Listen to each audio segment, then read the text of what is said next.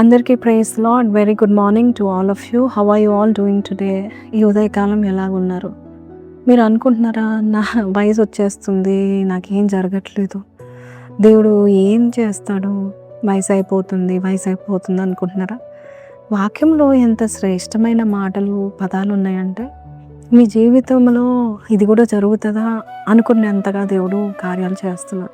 మన జీవితంలో కూడా whenever we feel it is over, God is saying it is not over. నేను బలవంతుడను, నేను ఏదైనా చేయగలుగుతాను. ఆమేన్, హల్లెలూయా. సో అట్టి వారికి దేవుడు ఈరోజు ఇచ్చే వాగ్దానము 92వ కీర్తన 15వ వచనం. వారు ముసలితనమందు ఇంకా చిగురు పెట్టుచుందురు, సారం కలిగి పచ్చగా ఉందరు. నువ్వు అనుకుంటున్నావా, సారం తగ్గిపోయింది, నేను చిగురు పెట్టలేని స్థితిలో ఉన్నాను, ఎండిపోతున్నాను. మీకు ఒక సంఘటన చెప్తాను. మీకు తెలుసు కదా, అబ్రహాము దేవుడు 75 సంవత్సరాలు పిలుచుకున్నాడు. అక్కడితో ఆగిపోలేదు.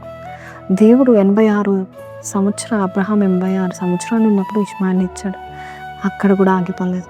దేవుడు తన జీవితంలో 99 ఏళ్ళ వయసు వాడినప్పుడు మళ్ళీ మాట్లాడి 100 ఇయర్స్కి, అబ్రహాం 100 ఇయర్స్ ఉన్నప్పుడు 100 సంవత్సరాల వయసు వాడి వృద్ధాప్యంలో ఉన్నప్పుడు మృతతుల్యమైన దేహాన్ని దేవుడు ముట్టి, దేవుడు ఆ ముసలితనంలో ఇస్సాకునిచ్చాడు.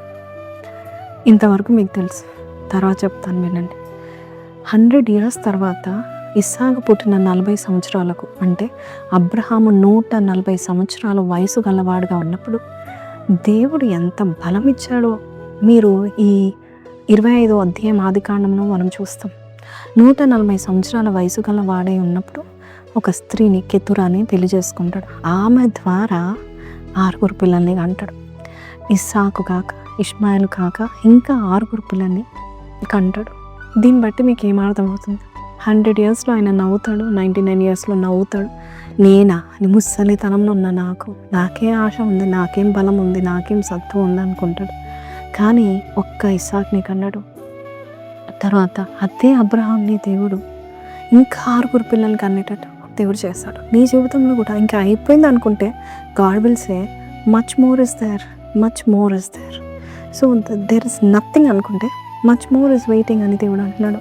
కాబట్టి ఆ అబ్రహాం విషయంలో ఆయనకు జరిగింది, నాకు జరుగుతుందా అనుకోనక్కర్లేదు.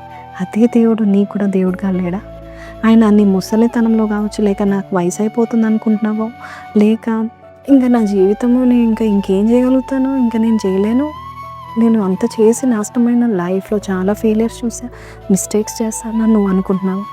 దేవుడు తిరిగి నీ జీవితాన్ని మొదలు పెట్టబోతున్నాడు. God is going to start new chapter in your life. అయిపోయింది అనుకున్న వారి జీవితంలో అవ్వలేదు, ఇంకా ఉంది అని దేవుడు చెప్తా ఉంటున్నాడు. కాబట్టి చిన్న ప్రార్థన చేద్దాము. అదే దేవుడు నిన్ను బలపరచునుగాక. పరిశుద్ధుడా, మహోన్నతుడవు తండ్రి, ఈరోజు మాతో మాట్లాడిన విధానం బట్టి నీకు వందనాలు. ఇంకా నా వల్ల ఏమవుతుంది అయినా, వయసు దగ్గర పడింది, ఎండిపోతున్న స్థితిలో నేను వెళ్తున్నాను, నాకు పెళ్ళి ఎప్పుడు అవుతుంది, నాకు ఉద్యోగం ఎప్పుడు వస్తుంది, నా కుటుంబం ఎప్పుడు నిలబడుతుంది, ఇల్లు ఎప్పుడు కొనుక్కుంటాను, నేను ఉన్నతమైన స్థితిలో నేను ఎప్పుడు ఉంటాను, వయసు అయిపోయింది, నా పేరు పోయింది, అన్నీ పోయినాయి, తిరిగి వస్తుందా, మంచి పేరు వస్తుందా, నేను ఫేమస్ అవుతానా అని ఎవరైతే అన్ని విషయాలు బాధపడుతున్నారో అలాంటి వారికి నువ్వు చెప్తున్నావు నాయన, నేను నీకు చిగురునిచ్చే దేవుడు అని చెప్తున్నావు నాయన. Your time is not over, there is much more అని చెప్తున్నావు నాయన. ప్రతి బిడ్డను అలాగా అయ్యా నీ యొక్క ప్రేమతో వాని ఆహ్వానించి, వాడిని బలపరిచి, నీ ఆత్మతో నింపి నడిపించి, అయ్యా ముసలితనంలో చిగురు చేసిన దేవుడవునైనా ప్రభా, సారము దయచేసే దేవుడవు వారి జీవితంలో కూడా నీవు న్యూ థింగ్స్ని, అయ్యా ఇంకా జరగదు, అయిపోయింది అనుకున్న వారి జీవితంలో నూతన కార్యాలు మొదలు పెట్టమని యేసు పరిశుద్ధ నామమున అడిగి వేడుకొంచున్నాం తండ్రి, ఆమెన్. సో ప్రైజ్ లార్డ్ అండి. ఈరోజు దేవుడు నీతో మాట్లాడినట్లయితే కింద కమెంట్లో my time is not over yet అని పెట్టండి. దేర్ ఇస్ మచ్ మోర్ అని పెట్టండి. May God bless you. Have a blessed day. Praise the lord.